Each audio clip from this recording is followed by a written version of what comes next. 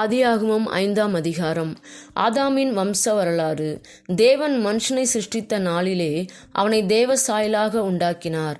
அவர்களை ஆணும் பெண்ணுமாக சிருஷ்டித்து அவர்களை ஆசீர்வதித்து அவர்களை சிருஷ்டித்த நாளிலே அவர்களுக்கு மனுஷர் என்று பெயரிட்டார்.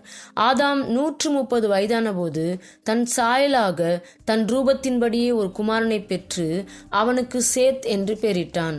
ஆதாம் சேத்தை பெற்ற பின் 800 வருஷம் உயிரோடு இருந்து குமாரரையும் குமாரத்திகளையும் பெற்றான். ஆதாம் உயிரோடிருந்த நாளெல்லாம் 930 வருஷம். அவன் மரித்தான். சேத் 105 வயதான போது ஏனோசை பெற்றான். சேத் ஏனோசை பெற்ற பின் 807 வருஷம் உயிரோடிருந்து குமாரரையும் குமாரத்திகளையும் பெற்றான். சேத்துடைய நாளெல்லாம் 912 வருஷம். அவன் மரித்தான். ஏனோஸ் 90 வயதான போது கேனானை பெற்றான். ஏனோஸ் கேனானை பெற்ற பின் 815 வருஷம் உயிரோடிருந்து குமாரரையும் குமாரத்திகளையும் பெற்றான். ஏனோசுடைய நாளெல்லாம் 905 வருஷம். அவன் மரித்தான். கேனான் 70 வயதான போது மகலாலேயலை பெற்றான். கேனான் மகலாலேயலை பெற்ற பின் 840 வருஷம் உயிரோடிருந்து குமாரரையும் குமாரத்திகளையும் பெற்றான்.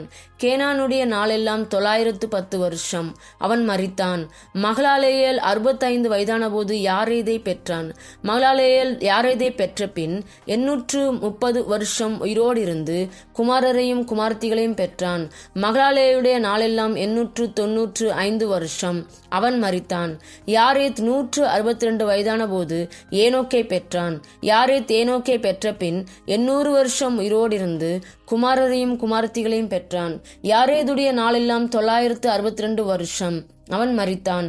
ஏனோக்கு 65 வயதான போது மெத்துசலாவை பெற்றான். ஏனோக்கு மெத்துசலாவை பெற்ற பின் 300 வருஷம் தேவனோடே சஞ்சரித்து கொண்டிருந்து குமாரரையும் குமாரத்திகளையும் பெற்றான்.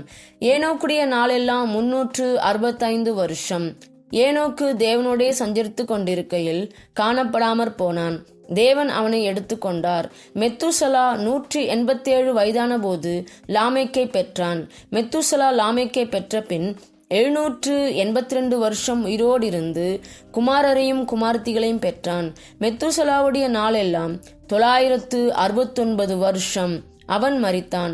லாமேக்கு 182 வயதான போது ஒரு குமாரனை பெற்று கர்த்தர் சபித்த பூமியிலே நமக்கு உண்டான வேலையிலும் நம்முடைய கைகளின் பிரயாசத்திலும் இவன் நம்மை தேற்றுவான் என்று சொல்லி அவனுக்கு நோவா என்று பெயரிட்டான். லாமேக்கு நோவாவை பெற்ற பின் 595 வருஷம் உயிரோடிருந்து குமாரரையும் குமாரத்திகளையும் பெற்றான். லாமேக்குடைய நாளெல்லாம் 777 வருஷம். அவன் மரித்தான். நோவா 500 வயதான போது சேம், காம், யாப்பேத் என்பவர்களை பெற்றான்.